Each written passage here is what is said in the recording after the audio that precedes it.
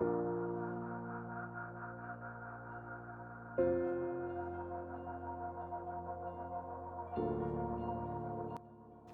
morning, dear friends. I am Dr. Garima Sharma, Senior IVF Consultant at Apollo Fertility, Thane. So today I'm going to address to a topic called as what is IVF. Now IVF or in vitro fertilization or test tube baby, which you all know, is a procedure where we create the embryos or the babies in the lab, that's in vitro. And how do you do that? You do that by fertilizing the eggs taken out from a wife's ovary and fusing them with the sperms which are taken out from the husband, usually through a self-ejaculated semen sample. Now over a period of next 24 hours, you look in for the fertilization rate, that is how many eggs and sperms have fertilized to form an embryo.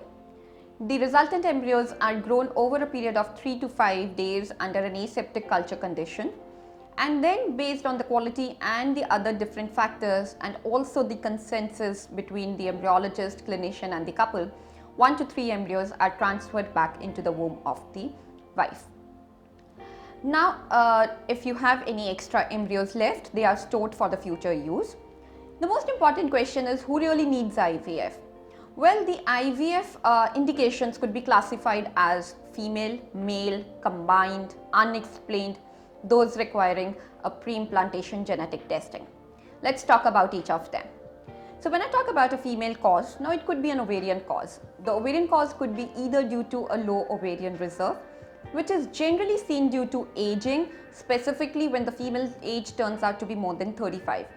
Now here what happens is that the egg quality as well as the quantity becomes so low that you have a difficulty in conception as well as increased risk of miscarriage. The second one, it could be a severe endometriosis. It could be a low ovarian reserve not related to the age factor, or it could even be a premature menopause, that is a girl is heading towards or has already attained a menopause at an age of less than 40 years. The other could be a tubal pathology, that is both the fallopian tubes, which is a site where the sperm and egg meet or fertilize, is blocked.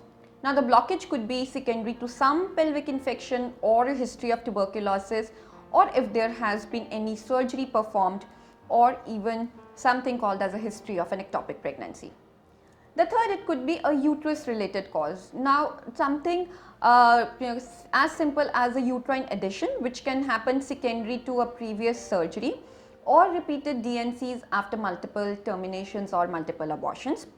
It could also be because of something present in the uterine cavity, which could be as small as a polyp or a fibroid, or it could be an adenomyosis with a long-standing infertility. On the other hand, it could be a male cause which might require an IVF, so in the form of a very low sperm count or a very low motility or low morphology or a combination. It could be a combined male or female factor. It could be an unexplained infertility, which means that all the factors, that's your ovaries, uterus, tubes for the female and the semen parameters are okay, but despite repeated attempts you have not come across pregnancy. And the last segment could be the couples who need a pre-implantation genetic testing. Basically, they want to know whether the embryo has any genetic issues and whether there is any risk of miscarriage because of that. Now this is typically asked for those where the female age is more than 40. There have been repeated miscarriages. There have been repeated IVF cycles with no success, that's no implantation happening. It could be a very severe male factor infertility, or it could be a couple wherein one partner has a known genetic issue.